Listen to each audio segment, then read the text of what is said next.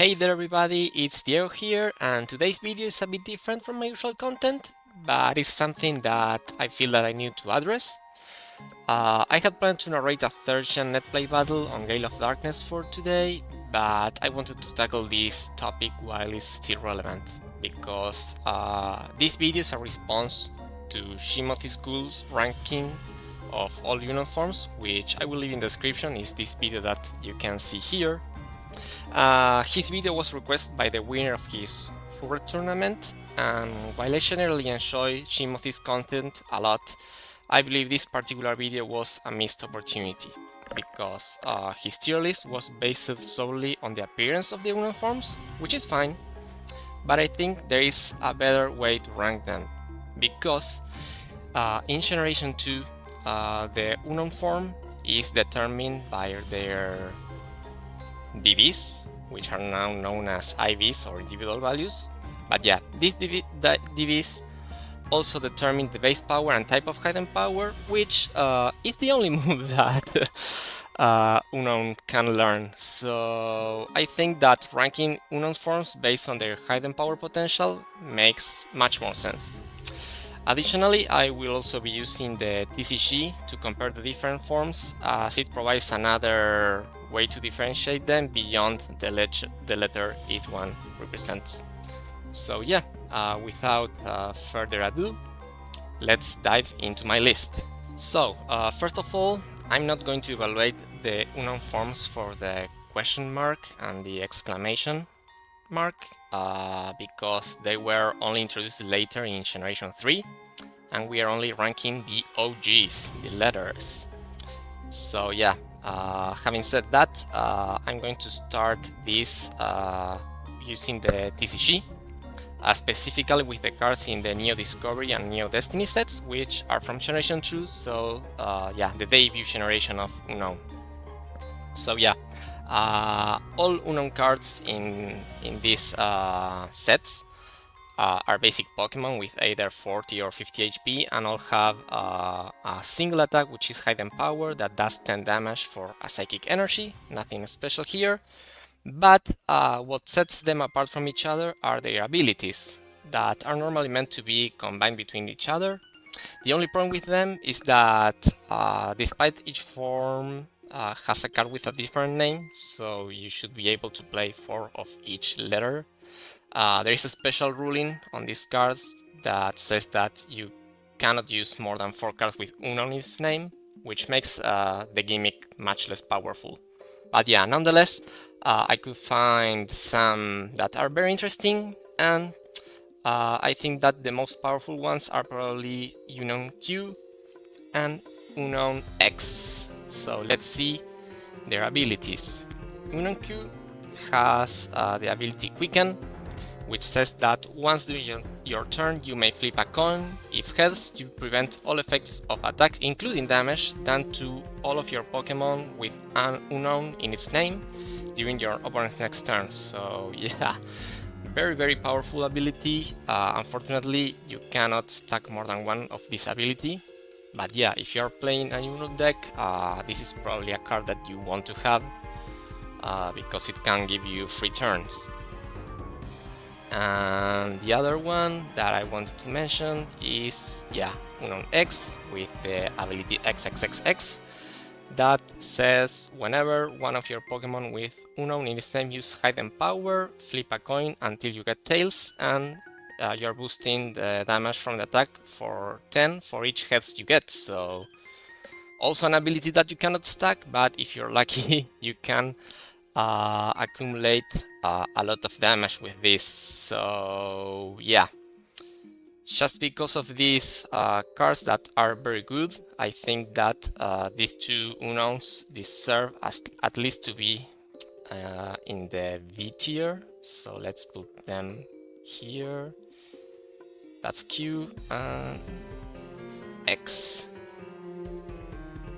Yeah, I think that yeah, they deserve at least B. We can then evaluate this when we have the others. But yeah, another card that I found from these sets that is good is the Unown A, which also boosts damage from your other Unowns, but it's, I think, a little less powerful than X, because yeah, the ability Anger says whenever one of your Pokemon with Unown in its names use Hidden Power attack, the attack is boosted 10 damage for each damage counter on this Unown. And also you can only use this ability once, you cannot stack it. So yeah, since this Unown has 40 HP, you can boost your damage up to 30, but yeah, I think it's a little more difficult to set this up, so I'm putting A in the C tier, lower from these two. And then, well, I found other cards that are interesting, not as powerful as these three, that are kind of combo based, that are Unown F and Unown U. Because for this you need, yeah, like to do a combo. Let's see their abilities. So for Unown F you have Find, that you need to have Unown F, I, N and D on your bench to use this ability, and if you have that set up, you can search one trainer card each turn from your deck. So yeah, very powerful ability, but it needs a lot of setup. And Unown U has the ability Undo, which says that if you have Unown U, N, D and O on your bench, you can return your active Pokemon and all cards attached to your hand. So yeah, I think this could combo well with maybe some high HP basic that can attack for a single energy, and you can cycle them before your opponent can knock them out. So yeah, of course these abilities are very hard to set up, but something interesting is that for both of these you share the N and the D, which also have good abilities, because Unown N yeah, protects your Pokemon and all your Pokemon, not only Unowns, from colorless attacks. They do 30 less damage, and Unown D has the same effect but for dark type attacks, so it works for all of your Pokemon. So I think that these two cards can be used standalone or on this combo. So yeah, I think that both Unown F and Unown U can go in the C tier, and Unown N and Unown D not only work for these combos, but also on standalone decks, as I said, so I think they deserve a little higher ranking in B. It was D, and where is N? Here. And yeah, also I mentioned that for this combo you have the I for the Find for the F, and the O for Undo. Let's see what those cards do. I is very interesting. It works well, I think, on Unown decks, because when you play it from your hand into the bench, you can search another Unown from the deck. That's pretty good. It works for Unown decks. And Unown O, it's not that useful, only works for this combo, I think. It allows you once per turn to look at the top 5 cards from your opponent's deck, but you then have to place them in the same order, so yeah, I don't think that is too useful. So I'm placing this both in C, but I is definitely better than O. So yeah, then moving to more recent sets of the TCG, there were like 3 kind of Exodia cards that were released in the Lost Thunder set, which feature Unown D, Unown H, and Unown M. So let's see those, why they are Exodia-like. So the one from Unown D is Damage, its ability. So once during your turn, if this Pokemon is your active Pokemon and there are 66 or more damage counters on your bench Pokemon, you may use this ability. If you do, you win the game. So very interesting ability, very hard to pull off, but it can allow you to win games. And actually this card is banned from the expanded format, because yeah, you can do some crazy combos there to win in the first or the second turn. The same goes for the Unown H. I think this one is even better, is Hand. Once during your turn, if this Pokemon is your active Pokemon, and if you have 35 or more cards in your hand, you can use this ability. If you do, you win this game. Also banned from Expanded. And the last one is the M, with the ability Missing. That wins you the game if your opponent, this is your active Pokemon and your opponent has 12 or more supporter cards in the Lost Zone. I think this one is a lot harder to trigger. In fact, it's not banned from the Expanded, it seems. So yeah, I think the best one is the H with the Hand ability. This is likely the easiest one to pull off. So let's go into the rankings again. Yeah, it was M. I think, yeah, it's a fine gimmick, but as I said, it's not very easy to pull off.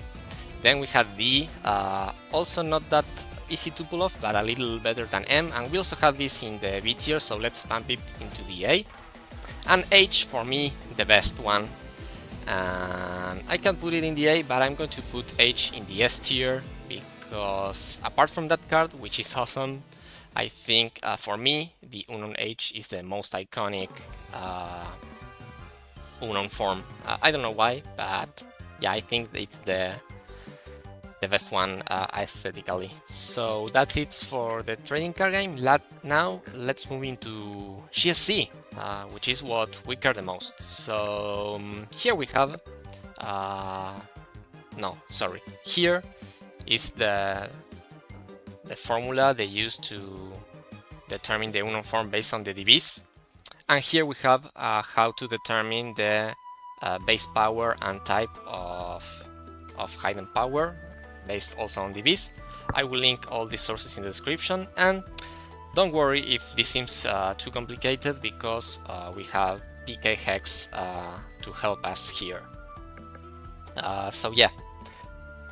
As Jimothy correctly pointed out in the intro of his video, the most useful hidden power for Unown is Psychic, since it gets stabbed. And since now this evaluation is considering competitive battles, we are ranking higher the forms of Unown that have this hidden power with the Psychic and maximum power, while also having the best individual values possible at the same point. So, as explained here, the type of the hidden power is only determined by the attack and defense Dhgss, so we are setting the speed and special at the maximum, which is 15 for generation 2. And yeah, since we want the better Unown possible, yeah, we want this to be the highest. And then, as you can see in this table, to get HP Psychic, you need with the highest power and the highest possible Dhgss. It's over here. You need 15 in attack and 12 in defense. So if we enter here 15 and 12 and we calculate, we have a hidden power of 70. And while researching this, I also found that if you have an attack of 11, you also get the Psychic hidden power with the same base power. And yeah, since with this Unown we are attacking from the special side, having a lower attack is doesn't matter for us, so both of these combinations of Dhgss work for us. And if we move into Dhgss and try those Dhgss combinations, we can see that the Unown forms which get those are the X and the L, both with the hidden power Psychic 70 power. So yeah, these two should be very high on our ranking. We said were X. We already have this have on the V tier, so I'm moving it to the S. And the other one was L. We didn't have any criteria for it, so let's put it in the A tier. Yeah. Okay, so then there are two other hidden power forms, types that I want to discuss because, as you can see here, according to Smogon, Unown on second generation is on the CU tier, and also according to Smogon, we have here the viability rankings for this tier, and as you can see here, out of the top 4 Pokemon in this tier, 3 are weak to rock, and the remaining, which is Crocodile, is neutral to it. So if you're trying to use Unown in a competitive battle, which is likely to be in this tier, maybe having Hidden Power Rock could be a good idea. Yeah, so going back to the table, to get the best possible Hidden Power Rock, you need attack DV of 13 and defense DV of 12, and for this one, since we are attacking on the physical side, we won't be using any forms that have a lower attack DV. So yeah, for this combination, going into Dhgss again, we get that we have the Unown R for this one. So yeah, let's go here. The R, let's put it into the B tier maybe. I think that Psychic is still a better hidden power option than Rock, but yeah, Rock very useful, so let's put it into the B tier. And yeah, finally, regarding hidden powers, I think that we need to check the Unown with a perfect Dhgss because yeah, not only this combination is perfect, so it has the highest possible stat, but also it gets Hidden Power Dark, which could be useful in a mirror match between Unowns. So yeah, I think that's a good option to run. And as you can see here, the Unown with perfect stats and Hidden Power Dark is Unown Cell. And an interesting fact that I learned while researching for this video about Unown Cell is that it's also the least common of all the forms due to how the formula is. So that's also cool. So I think I'm putting the Cell in the S tier because yeah, perfect stats, a good hidden power, and also the fact that it's the most difficult Unown to get makes it more interesting for me. So yeah, let's put it on the S tier. And yeah, for last, I saved the best. So yeah, as most old school Pokemon players should know now, Dhgss in GSC not only determine the Unown's letter, but also shininess. So yeah, in Generation 2, whether a Pokemon is shiny or not depends on its Dhgss. For a Pokemon to be shiny, you need to have 10 in the DV of defense, speed, and special. And then for attack, there are 8 options. So we have 8 different combinations of DVs that give us shiny Pokemon. And all those 8 combinations represent 2 forms of Unown, which are Unown Unown A and Unown B. So yeah, 4 for each.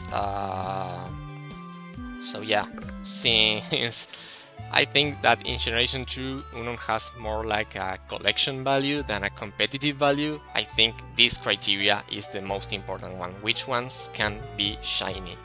So Unown B and Unown of course, are going to the top of the list.